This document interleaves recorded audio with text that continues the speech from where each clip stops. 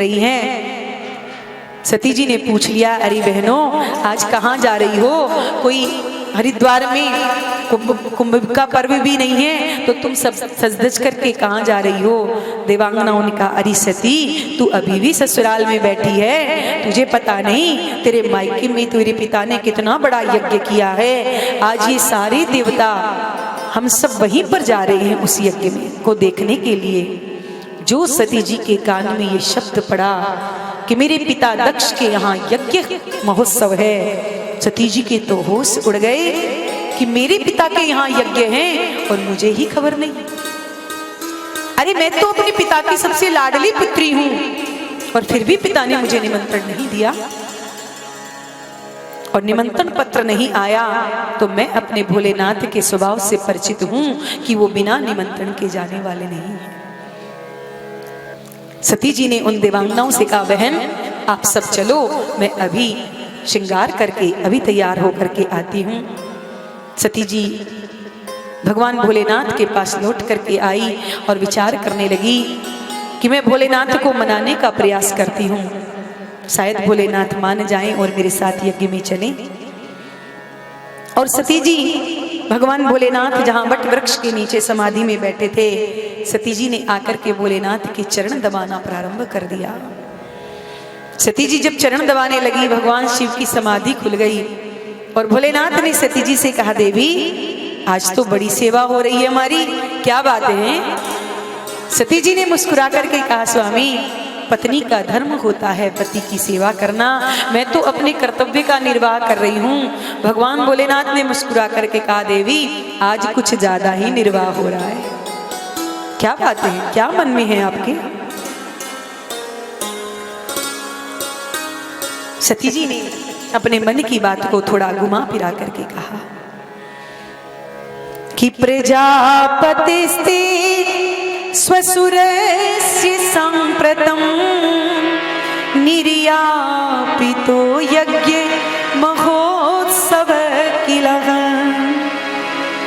महाराज आपको पता है कि प्रजापति से स्वसुरस्य सांप्रतम, आपके जो ससुर जी हैं उनके यहाँ बहुत बड़ा यज्ञ का महोत्सव है। ये नहीं कहा कि मेरे पिताजी के यहाँ, अन्यथा माताएं अपने मायके की जब बात करती हैं तो बड़ी अकड़ करके बात करती हैं। मेरे बाप के यहाँ, मेरे भाई के यहाँ, मेरे मायके में मैं शब्द का प्रयोग ज्यादा होता है। परंतु सती जी ने आज एक बार भी नहीं कहा कि मेरे पिता के यहाँ। क्या कहा? प्रजापतिस्ते स्वसुरस्य सांप्रतम। महाराज आपके ससुर जी के यहाँ, ताकि भोलेनाथ को थोड़ा अपनत्व महसूस हो और भोलेनाथ वहां जाने के लिए तैयार हो जाए। इसलिए सती जी कह रही हैं कि आपके ससुर के यहाँ बहुत बड़ा यज्ञ महोत्सव है। सब देवता आप देख रहे हैं, सवेरे से आज विमानों की झड़ी लगी है। आपको मालूम है ये सब देवता कहाँ जा रहे हैं? भोलेनाथ ने कहा, हमें सब पता है। क्या पता है? बोले ये आपके पिता के यहाँ जा रहे हैं, वहां बहुत बड़ा यज्ञ का महोत्सव है, तो हमें भी चलना चाहिए। भोलेनाथ ने मुस्कुरा कर कहा, देवी तो क्या निमंत्रण पत्र आया है? सती जी ने कहा, महाराज निमंत्रण तो नहीं आया, पर पिताजी ने निमंत्रण जरूर भेजा होगा। पर कभी कभी क्या होता है कि डाक मिस हो जाती है, कभी कभी अपने ही प्रिय छूट जाते हैं, और जब उत्सव हो जाता है उसके बाद में निमंत्रण पत्र आता है, तो हो सकता है कि भूल हो गई हो। कोई बात नहीं, फिर भी ऐसे बड़े बड़े कार्य नित्य प्रति नहीं होते, हमें चलना चाहिए। भोलेनाथ ने कहा, देवी बिना बुलाए तो हम जाएंगे नहीं, निमंत्रण नहीं आए तो कैसे जाएंगे? सती जी ने कहा, महाराज ये भी कोई बात हुई? अरे कभी कभी अपने प्रियजनों को भूल जाते हैं, आप चलिए। यदि आप भी नहीं गए, मैं भी नहीं गई तो अच्छा नहीं लगेगा। हम जाएंगे तो हमारे पिताजी तो कान पकड़ करके आपसे क्षमा मांगेंगे कि पुत्री हम उससे गलती हो गई। पर भोलेनाथ तो सब समझ रहे हैं कि क्यों नहीं पत्रिका आई है, और जिस बात को भोलेनाथ आज तक छुपाए बैठे थे, आज उस रहस्य को सती जी को बताया है। अन्यथा ससुराल में, ससुराल के लोग कोई अपमान कर दें तो ससुराल में तो कुछ नहीं कहते, पर आकर के घर में धर्म पत्नी पर सारा क्रोध उतरता है। भोलेनाथ के जीवन से हमें शिक्षा लेनी चाहिए कि इतने वर्ष व्यतीत हो गए पर भोलेनाथ ने अपनी पत्नी सती तक को नहीं बताया कि तुम्हारे पिता ने मेरा अपमान किया है। पर आज संयोग बस सती जी को भोलेनाथ को बताना पड़ा। देवी आप जानती हैं कि आपके पिता दक्ष को जब प्रजापति पद मिला सभी ने उठ करके प्रणाम किया। मैंने भी अपने हृदय में विराजमान भगवान नारायण को प्रणाम करते हुए दक्ष को प्रणाम किया था, पर उस अहंकारी ने अपना अपमान समझ लिया और भरी सभा में मेरा अपमान कर दिया, मुझे गालियां दी।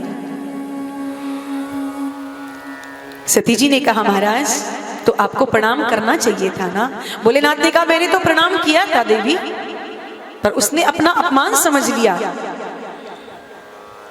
सती जी ने कहा कोई बात नहीं, फिर भी हमें चलना चाहिए। आप भी नहीं गए, मैं भी नहीं गई तो लोग क्या कहेंगे कि ससुर दामाद का झगड़ा अभी भी समाप्त नहीं हुआ, सो ना बेटी आई ना दामाद आया, इसलिए हमें चलना चाहिए।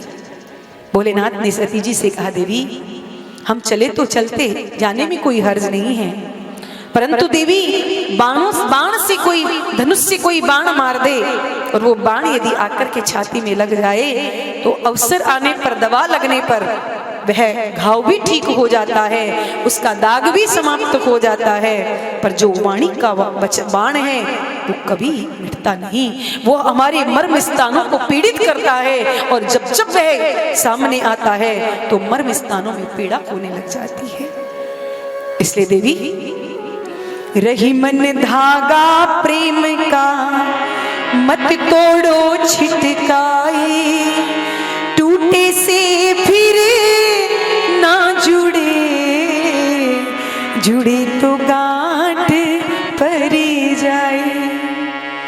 प्रेमियों में झगड़ा हो जाए तो संबंधियों के द्वारा बैठ करके उनमें मेल मिलाप तो करा दिया जाता है, परंतु जो गांठ है वो दूर से चमकती दिखाई पड़ती है।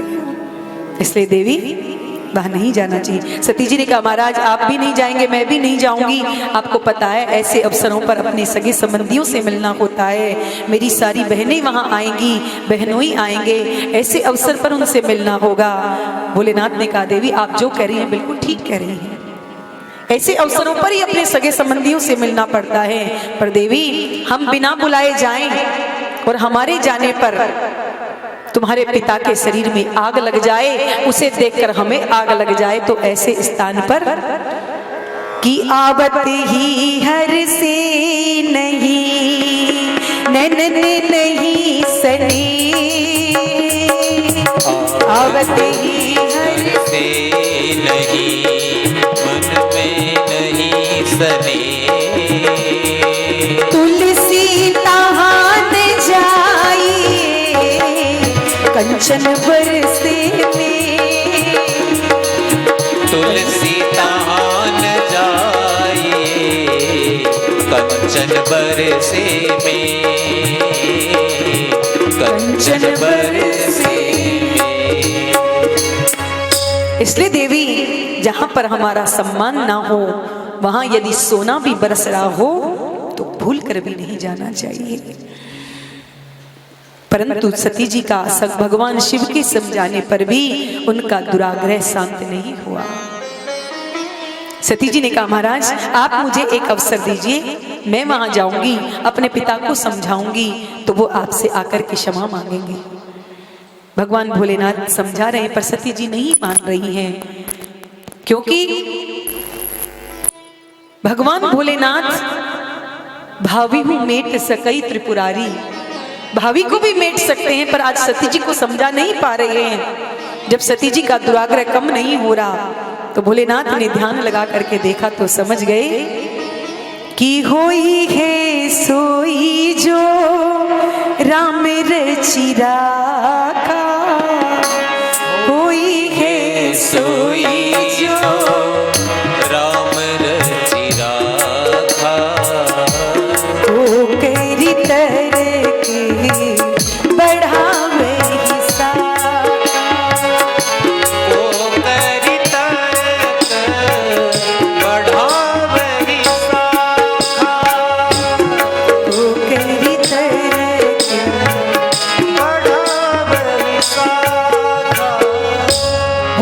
ने बहुत समझाया, पर समझ गए कि शायद प्रभु की यही इच्छा है, राम जी यही चाहते हैं।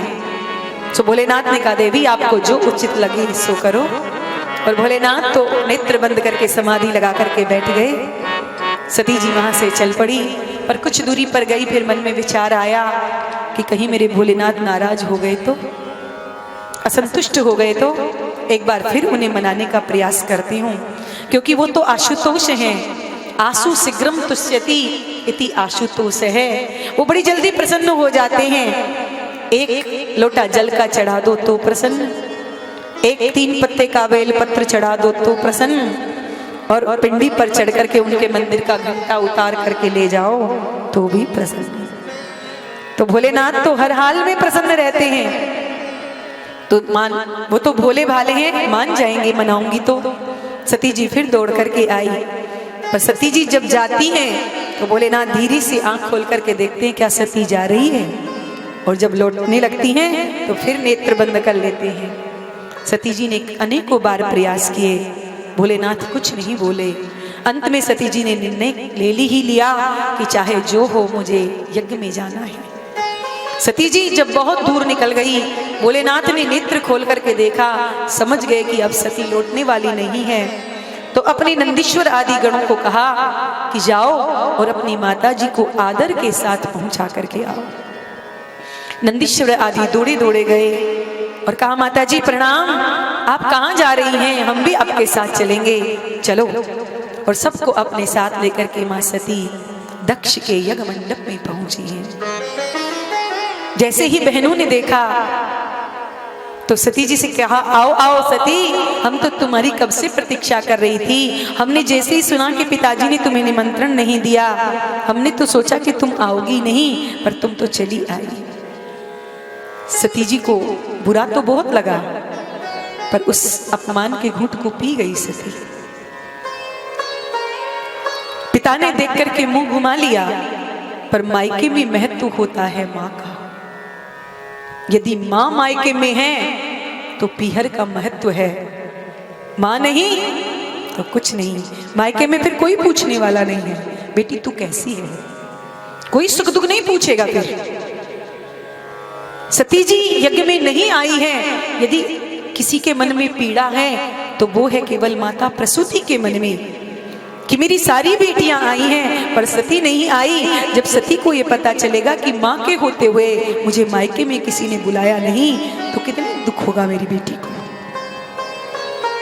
सती जी ने सबसे मन हटाया, मन में विचार किया कि मुझे जाकर के अपनी मां से मिलना चाहिए। और जैसे ही मां प्रसूति के भवन में माता सती ने प्रवेश किया, दौड़ करके मां प्रसूति ने अपनी पुत्री सती को अपने हृदय से लगा लिया। गोस्वामी जी महाराज ने यहाँ वर्णन किया है, सादर भले ही मिली एक माता, भगनी मिली बहुत मुस्काता। सादर भले ही मिली एक माता, भगिनी मिली बहुत मुस्काता। सादर भले ही मिली एक माता, भगनी मिली बहुत मुस्काता। सादर भले मिली माता, भगिनी मिली बहुत मुस्काता। बड़े आदर के साथ मां सती को अपने हृदय से लगाया। सती जी के मन में थोड़ा संतोष हुआ, शांति मिली। परंतु जब सती जी ने मां से मिलकर के यज्ञ मंडप में गई, जैसे ही यज्ञ मंडप में सती जी ने प्रवेश किया, तो छोटे से छोटे देवता को उस यज्ञ में भाग मिला है। सती जी ने प्रवेश किया तो किसी देवता ने उठकर के सती को प्रणाम नहीं किया। जो देवता सदा माता सती को देख करके दंडवत प्रणाम करते थे, आज सती को देख करके मुंह घुमा लिया, क्योंकि दक्ष प्रजापति का सख्त आदेश था कि शिव संबंधी कोई भी हो, उससे जो संबंध रखेगा वो मेरा शत्रु होगा। इसलिए देवताओं ने सती जी का सम्मान नहीं किया। सती जी उस अपमान को भी पी गई। पर देवादि देव महादेव का जब यज्ञ मंडप में कोई स्थान नहीं देखा, तो एक पतिव्रता स्त्री अपना अपमान सह सकती है, पर अपने पति का अपमान नहीं सह सकती। आंखों से अंगारे बरसने लगे, ऐसे लगने लगा मानो आज 10 दिशाओं को जला करके भस्म कर देंगी मां सती। और दक्ष प्रजापति को देखते हुए मां सती ने कहा, अरे दक्ष, तुझे ये पद क्या मिल गया? तू इस पद के नशे में इतना चूर हो गया कि तूने देवादिदेव भगवान शिव का अपमान कर दिया। जो मेरे प्राण धन है, जो मेरे जीवन सर्वस्व है, तुमने उनका अपमान किया। जिन भगवान शिव का 2 अक्षर का नाम शिव लेने मात्र से जन्म जन्मांतरों के पाप भस्मीभूत हो जाते हैं, उन भोलेनाथ से तुमने द्वेष किया। मैं अपने स्वामी को कितना विश्वास दिला करके आई थी, मुझे तुम्हारे प्रेम पर कितना विश्वास था, पर आज जब मैं लौट करके जाऊंगी और भगवान शिव मुझे कहेंगे आओ दाक्षायणी, तो मुझे कितनी, और समदर्द विक्षेप करने के लिए ही मुझे अपने इस शरीर का त्याग करना पड़ेगा। और तुरंत सती जी उस यज्ञ मंडप में उत्तराभिमुख होकर के बैठ गई, भगवान शिव का ध्यान किया और अपने अंगुष्ठ से अग्नि को प्रकट करके मां सती ने अपने शरीर को जला करके भस्म कर दिया। जैसे ही मां सती का शरीर जलने लगा, मां सती के साथ जो भगवान शिव के गण आए थे दक्ष को मारने के लिए दौड़े, परंतु उसी समय यज्ञ के आचार्य भृगु ऋषि ने यज्ञ में आहुति दी और ऋभु नामक देवताओं को प्रकट किया। उन्होंने भगवान शिव के गणों को मार करके वहां से भगा दिया।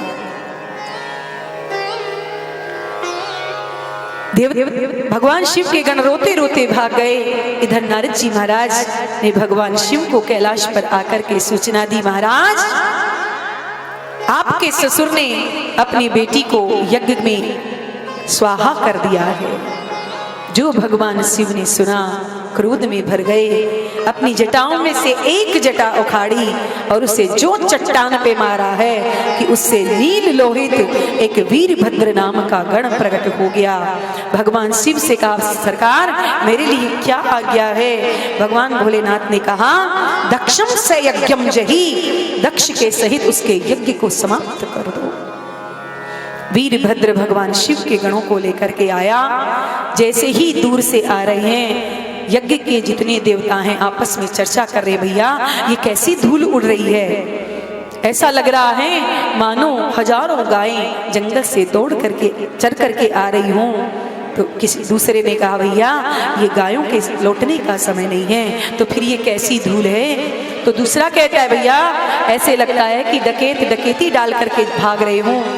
तो तीसरे ने कहा, भैया इस समय महाराज प्राचीन बरही का राज्य है और महाराज प्राचीन बरही बड़े उग्र शासक हैं, उनके राज्य में चोर डाकू नहीं होते हैं, तो फिर ये धूल कैसे उड़ रही है? आपस में देवता सोच ही रहे थे। तब तक वीरभद्र ने चारों ओर से यज्ञशाला को घेर लिया और जैसे ही यज्ञ मंडप में प्रवेश किया तो जितनी यज्ञ की बल्लियां थी सबको उखाड़ फेंकी।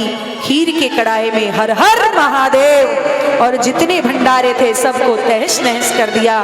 भृगु की दाढ़ी नोच डाली, पूखा के नेत्र फोड़ डाले और जो मुख्य यजमान था उसे पकड़ करके उसके सिर को पकड़ करके धड़ से अलग करके उसके धड़ को अग्नि कुंड में स्वाहा कर दिया।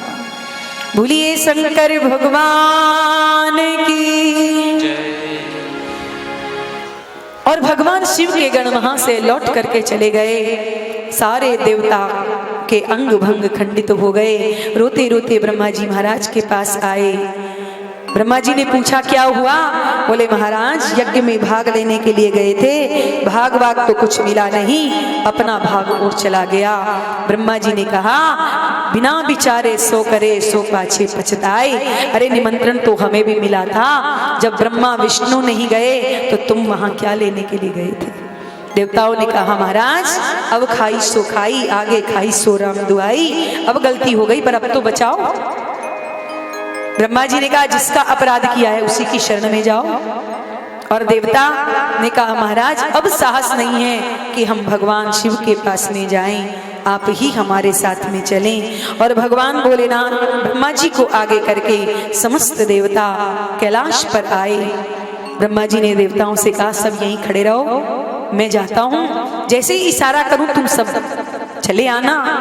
जैसे ही ब्रह्मा जी महाराज भगवान शिव की सभा में आए, भगवान भोलेनाथ ने अपने आसन से खड़े होकर के ब्रह्मा जी के चरणों में प्रणाम किया।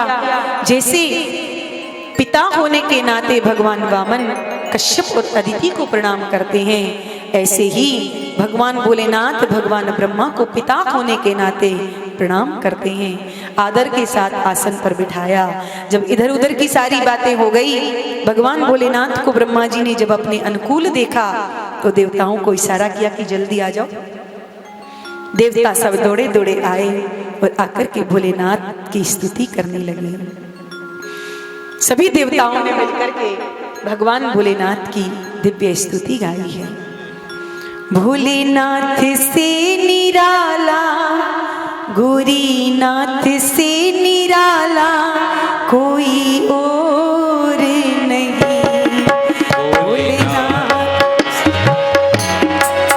भोलेनाथ से निराला कोई और नहीं, गौरीनाथ से निराला कोई और नहीं, कोई और नहीं, कोई और नहीं, कोई और नहीं, कोई और नहीं, शंभुनाथ से निराला कोई और नहीं, भोलेनाथ से निराला कोई और नहीं।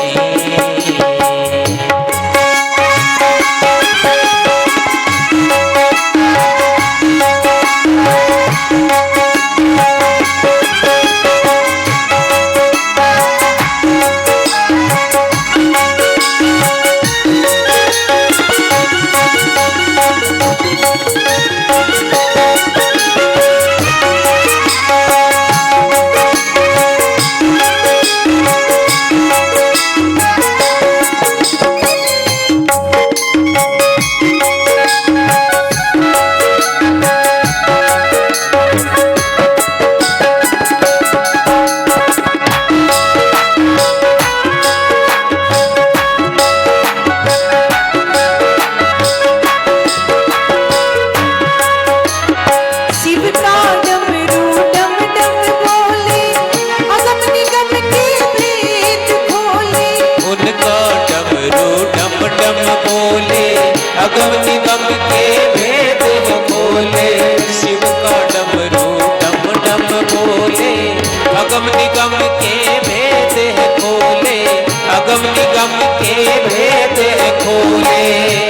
ओ ऐसा भगवान रखने वाला कोई और नहीं, ऐसा भक्तों का रखवाला कोई और नहीं, गौरीनाथ से निराला कोई और नहीं, गौरीनाथ से निराला कोई और नहीं, ऐसा बिगड़ी बनाने वाला और नहीं, ऐसा बिगड़ी बनाने वाला और नहीं, भोलेनाथ से निराला कोई और नहीं।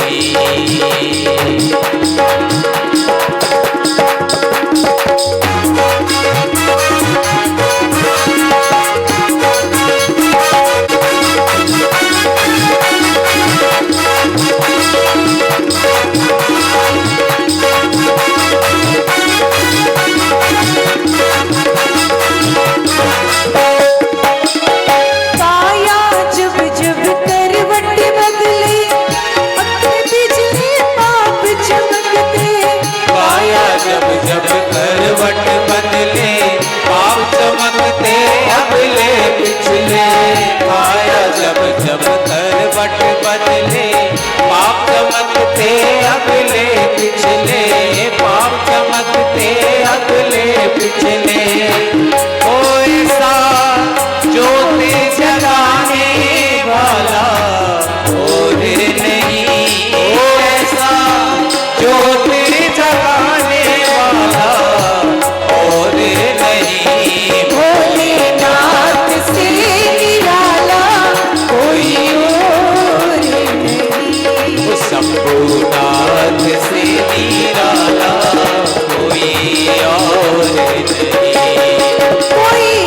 और नहीं कोई, और नहीं कोई, और नहीं कोई, और नहीं भोलेनाथ से निराला कोई, नाथ से निराला कोई और नहीं।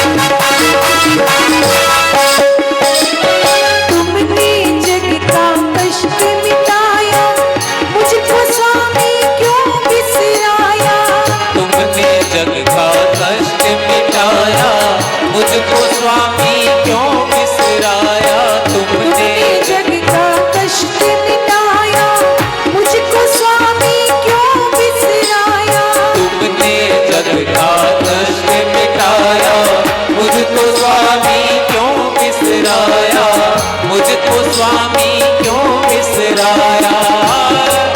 अब तो भक्तों का रखवाला, अब तो भक्तों का रखवाला कोई और नहीं, ऐसा भक्तों का रखवाला कोई और नहीं, भोलेनाथ से निराला कोई और नहीं, शंभुनाथ से निराला कोई और नहीं, कोई और नहीं, कोई और नहीं, कोई और नहीं, कोई और नहीं, भोलेनाथ से निराला कोई और नहीं, शंभुनाथ से निराला कोई और नहीं, भोलेनाथ से निराला कोई और नहीं। बोलिए गौरी शंकर भगवान की जय हो। समस्त देवताओं ने मिलकर के भगवान की स्तुति गाई। ब्रह्मा जी ने थोड़ी सी सिफारिश लगा दी।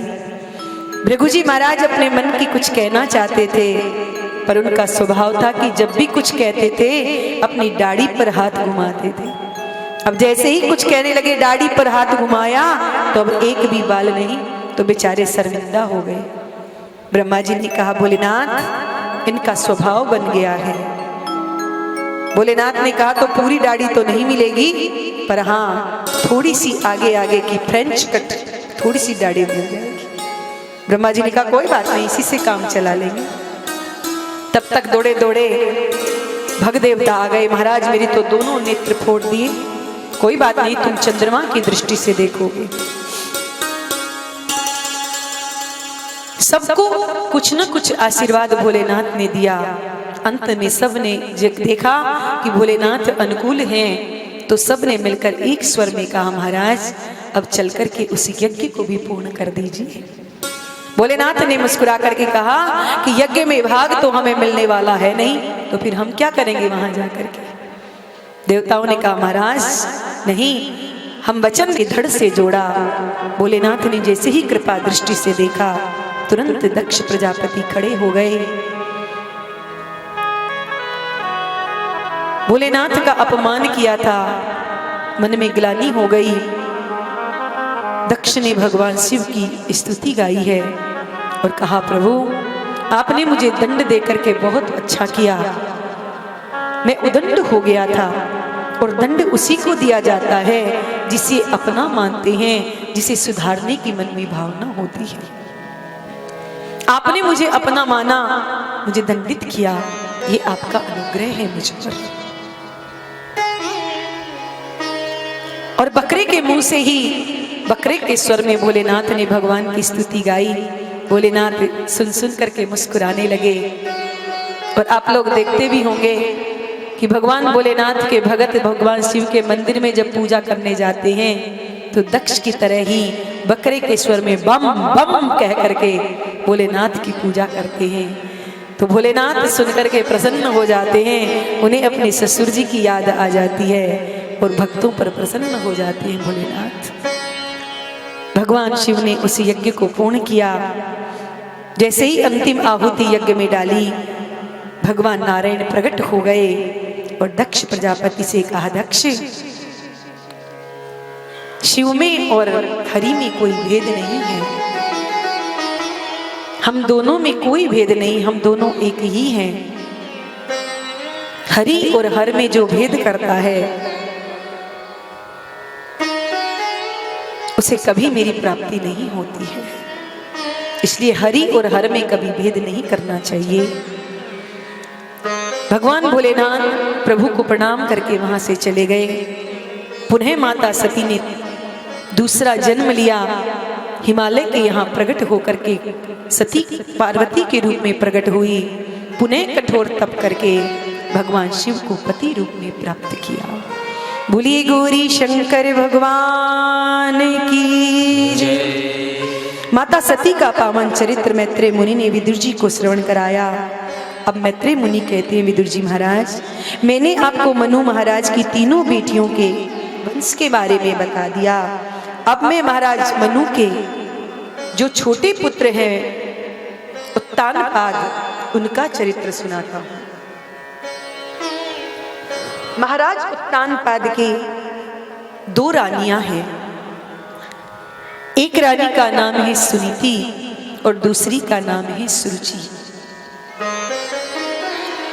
सुनीति का अर्थ होता है सुष्टुर नीति रियस्य से सुनीति, जो शास्त्र की नीति पर चलती है उसे ध्रुव तत्व की प्राप्ति होती है।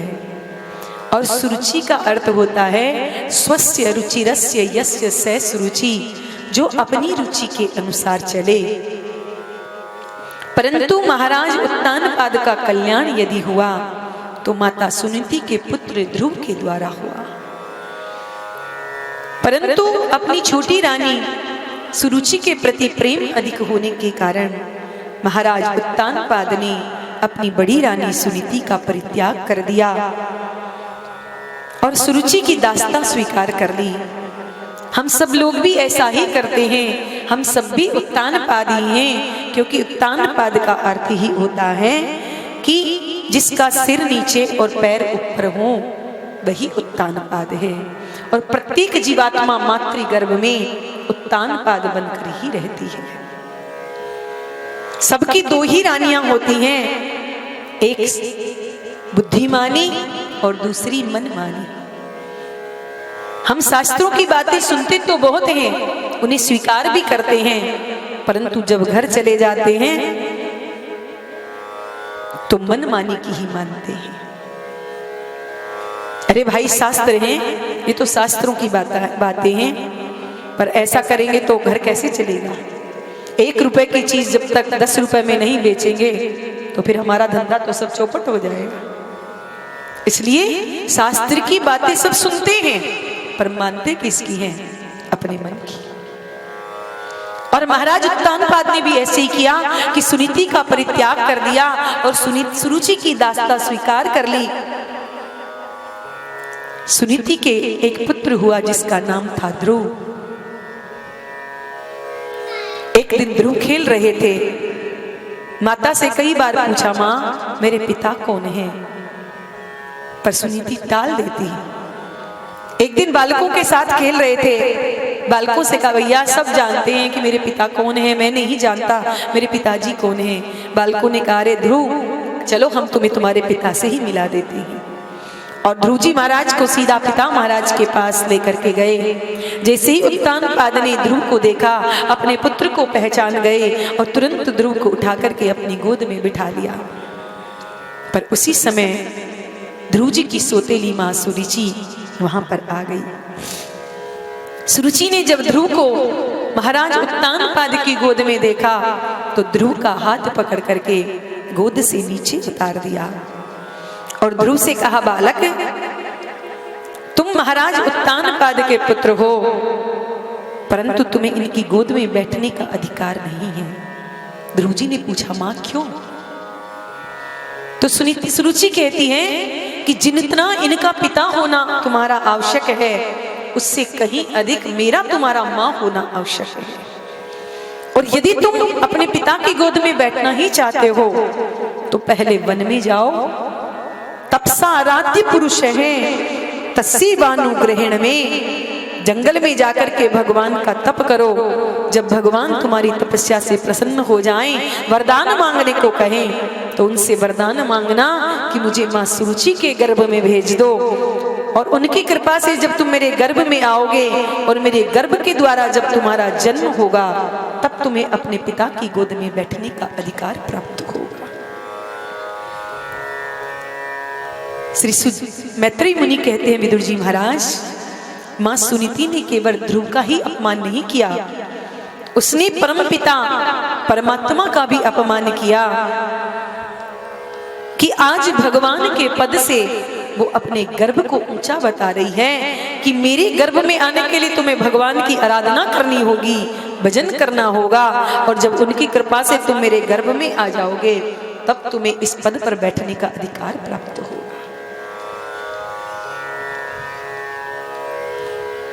ध्रुव जी का कंठ अवरुद्ध हो गया। ध्रुव जी रोने लगे।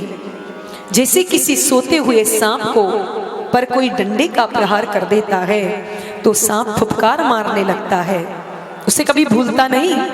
ऐसे ही ध्रुव जी महाराज का कंठ अवरुद्ध हो गया, जोर जोर से रोने लगे। रोते रोते ध्रुव जी अपनी माँ के पास में आए। जो बालक ध्रुव जी के साथ गए थे सब पीछे पीछे दौड़े आए हैं। मां सुनीति ने जब अपने पुत्र ध्रुव को रोते हुए देखा तो दौड़ करके अपनी छाती से लगा लिया और बड़े प्यार से ध्रुव जी से पूछा है, अरे बेटा क्या हुआ, किसने तुम्हारा अपमान कर दिया? पर कंठा अवरुद्ध होने के कारण ध्रुव जी कुछ नहीं बोल पाए। पर अन्य जो बालक थे उन्होंने सारा वृत्तांत जो का त्यों मां सुनीति को सुना दिया। जैसे खिलती हुई लता आग से जलकर के झुलस जाती है, मुरझा जाती है, ऐसे ही सुनीति मां का खिला हुआ मुख सुरुचि के वचनों को सुनकर के एकदम मुरझा गया। परंतु इतना होने के बाद भी मां सुनीति ने सुरुचि के पक्ष में कोई दुर्वचन नहीं कहे। अपने पुत्र ध्रुव को समझाने लगी मां सुनीति, अरे बेटा यदि मां ने तुम्हें कुछ कह दिया तो कोई बात नहीं, जैसे मैं तुम्हारी मां हूं वैसे वो भी तुम्हारी मां है, और सोतेली मां का अधिकार तो अपनी मां से अधिक होता है। यदि उन्होंने तुम्हें कुछ कह दिया तो कोई बात नहीं, इसमें दुख मानने की बात नहीं। ध्रुव जी ने कहा, मां उन्होंने मुझे दुर्भागा का पुत्र कहा। तो सुनीति मां ने मुस्कुरा करके कहा कि उसने गलत क्या कह दिया ध्रुव, उसने तो वही कहा है जो सच है। ध्रुव जी ने कहा, मां आप ऐसा कह रही हैं? तो मां सुनीति कहती है, बेटा कि सत्यम सुरुच्या भिन्न में भवान में यद दुर्भगाया उदरे गृहीत। अरे बेटा उसने यदि मुझे दुर्भागिनी को यदि अभागिन कह दिया तो इसमें संकोच की क्या बात है? मैं कब अपनी को सद्भागिनी मानती हूं? तुम मुझसे हमेशा पूछते थे मां मेरे पिता महाराज कौन है, मैं तो ठीक से तुम्हारे पिता का भी परिचय तुम्हें नहीं करा पाई, पर उस सोतेली मां ने तो तुम्हें उस परम पिता का परिचय बता दिया है। पुत्र जिस परम पिता की गोद में यदि एक बार तुम बैठ गए तो फिर तुम्हें कोई नीचे नहीं उतार सकता। तुम्हारे पिता महाराज, तुम्हारे बाबा महाराज जो इस सिंहासन पे बैठे, ये उन्हीं परम पिता की कृपा से बैठे हैं। पुत्र ध्रुव जी ने कहा माँ उसने मुझे कहा कि तुम जंगल में जाकर के भजन करो। सुनीति माँ ने कहा तो गलत क्या कहा है पुत्र, यदि तुम कल वन जाना चाहते हो तो आज चले जाओ, और आज जाना चाहते हो तो अभी चले जाओ, क्योंकि पुत्रवती जुबती जग सोई, रघुपति भगति जासु सुत हो। पुत्रवती जुबती जग सोई, रघुबर भगत जासु सुत होई। पुत्रवती जुबती जग सोई, रघुपति भगति जासु सुत होई।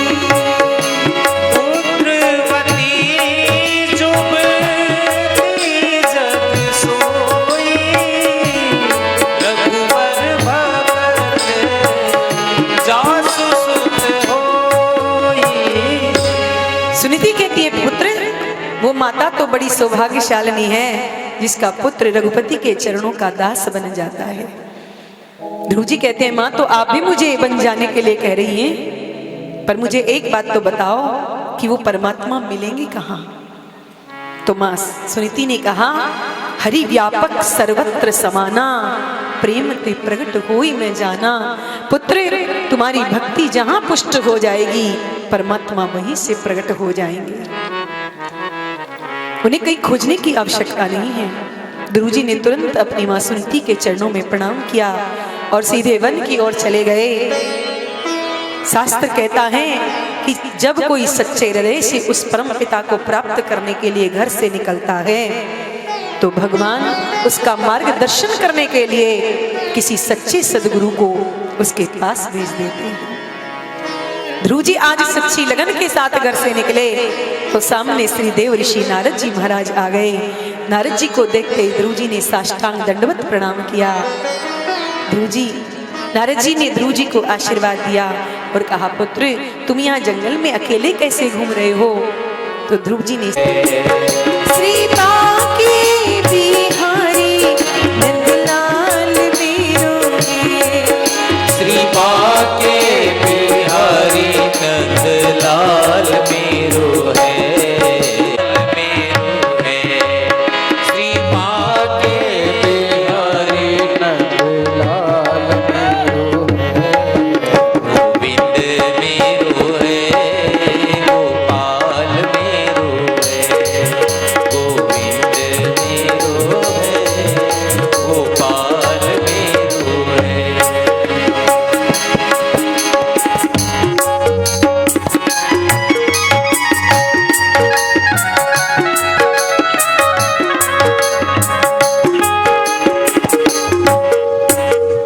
बोलिए भक्त वत्सल भगवान की जय हो, श्री सद्गुरुदेव भगवान की जय हो। आप सभी लोग अपने अपने यथास्थान पर विराजमान हो जाएं। गुरुदेव भगवान हम सबके समक्ष बैठे हैं।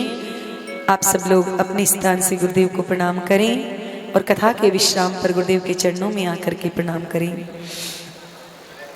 ध्रुव जी महाराज ने भगवान की दिव्य स्तुति गाई और कहा प्रभु मेरी वाणी तो सोई हुई थी पर आज आपने कृपा करके मेरी वाणी को जागृत कर दिया है। भगवान प्रसन्न हो गए और कहा ध्रुव तुम्हारी जो इच्छा हो मुझसे वरदान मांग लो। ध्रुव जी ने कहा प्रभु इच्छा तो बहुत कुछ लेकर के आया था परंतु आपके दर्शन के बाद अब कोई इच्छा नहीं है।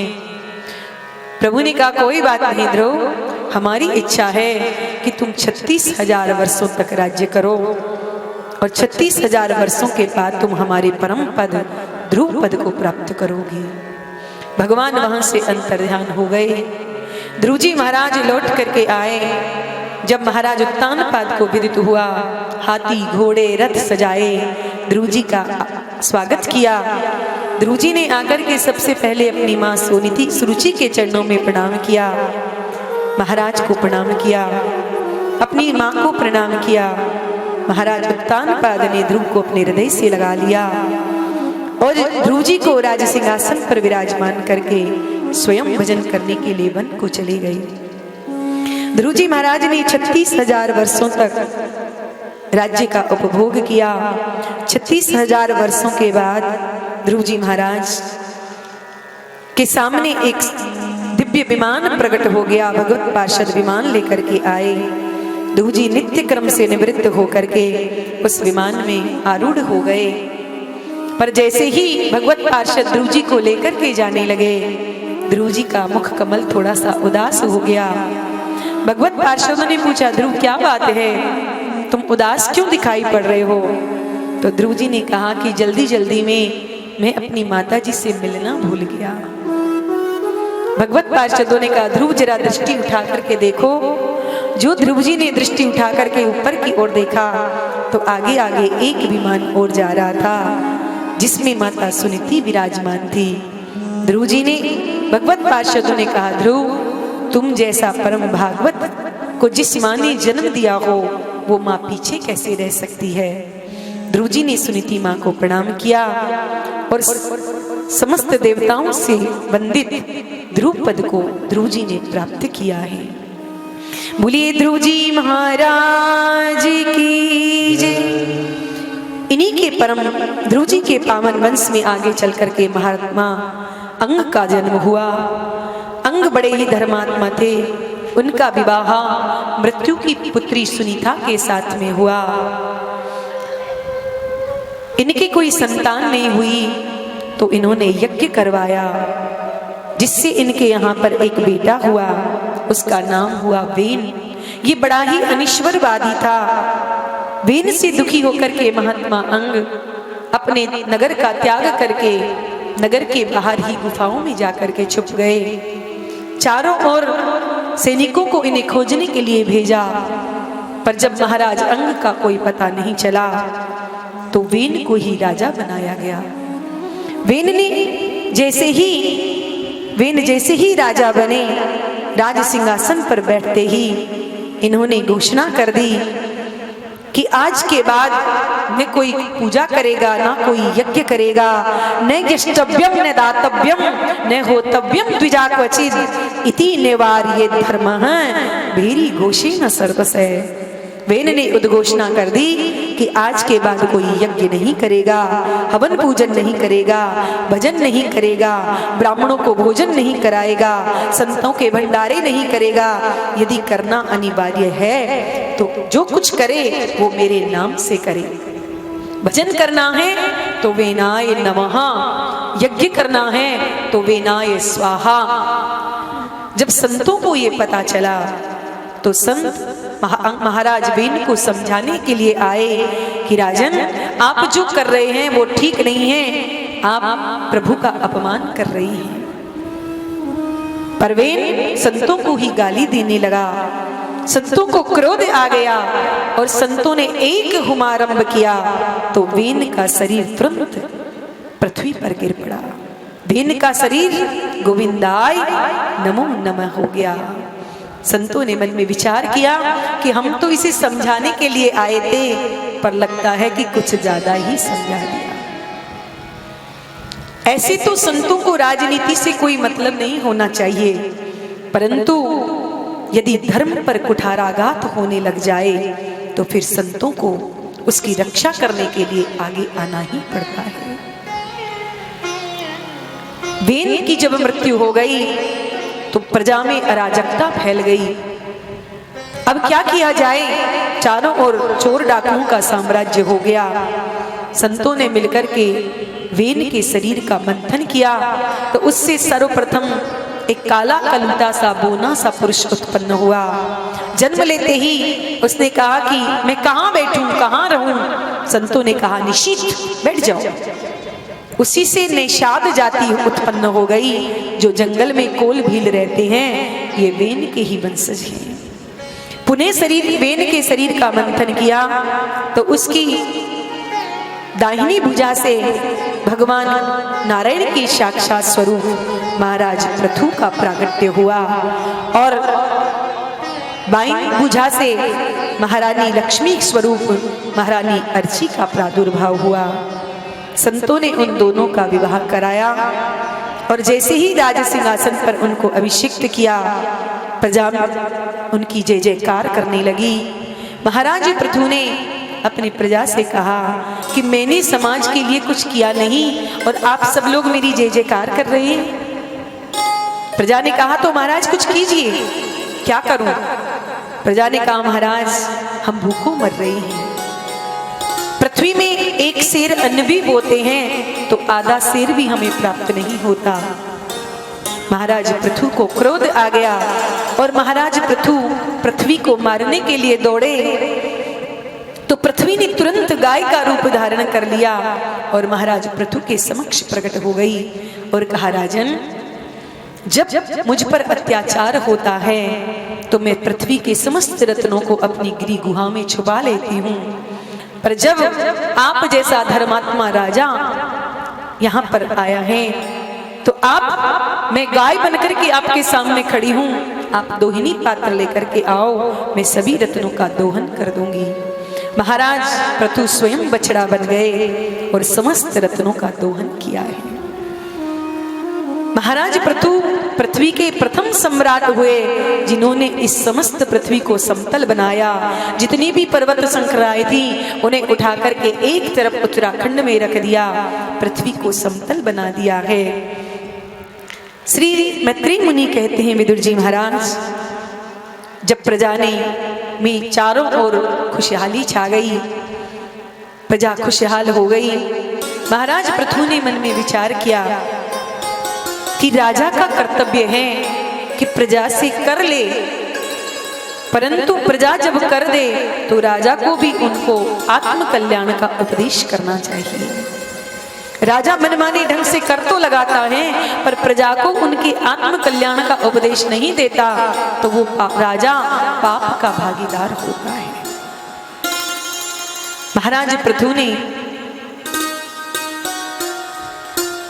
एक बहुत अपनी प्रजा को उपदेश किया और बहुत बड़ा यज्ञ किया। जैसे ही यज्ञ प्रारंभ किया तो उस यज्ञ का घोड़ा इंद्र चुरा करके ले गए। महाराज पृथु ने अपने पुत्र को भेजा जिसका नाम था विजिताश्व। जैसे ही विजिताश्व ने इंद्र का पीछा किया तो उसने घोड़े को वहीं पर छोड़ दिया और वहां से अंतर्ध्यान हो गया। पुनः महाराज पृथु ने यज्ञ का शुभारंभ किया तो इंद्र ने फिर पाखंड का रूप धारण करके आया, वेश बदल करके आया, पुनः घोड़े का हरण करके ले गया। विजिताश्व ने फिर उसका पीछा किया तो इंद्र ने फिर उस घोड़े को छोड़ दिया और वहां से अंतर्ध्यान हो गया। श्री मैत्री मुनि कहते हैं महाराज इंद्र को बड़ा क्रोध आ गया, महाराज पृथु को बड़ा क्रोध आया तो ब्राह्मणों ने कहा राजन आप क्रोध न कीजिए, हम इंद्र को अभी यहीं बुला लेते हैं क्योंकि जितने भी देवता हैं हम ब्राह्मणों के मंत्रों के अधीन हैं। और ब्राह्मणों ने जैसे ही मंत्र से इंद्र का आह्वान किया, मंत्र शक्ति से इंद्र खिंचा चला आया और जैसे ही अग्नि यज्ञ मंडप में इंद्र की इंद्राय स्वाहा की जगह इंद्र को ही स्वाहा करने लगे तो उसी समय भगवान वहां पर प्रकट हो गए। बोलिए यज्ञ नारायण भगवान की। भगवान ने महाराज पृथु से कहा राजन हम आपसे बड़े प्रसन्न हैं क्योंकि जो अपने बड़ों का आदर करता है, अपने बड़ों के वचनों का सम्मान करता है, मैं उस पर प्रसन्न हो जाता हूँ। तुम्हारी जो इच्छा हो मुझसे वरदान मांग लो। परंतु महाराज पृथु तो इतने भावुक हो गए कि कुछ बोल नहीं पाए। राधे राधे। तो भगवान ने ब्राह्मणों से कहा कि ब्राह्मण देवताओं आपके महाराज की क्या इच्छा है। ब्राह्मणों ने कहा प्रभु हमारे महाराज इतने भावुक हैं कि कुछ बोल नहीं पा रहे हैं।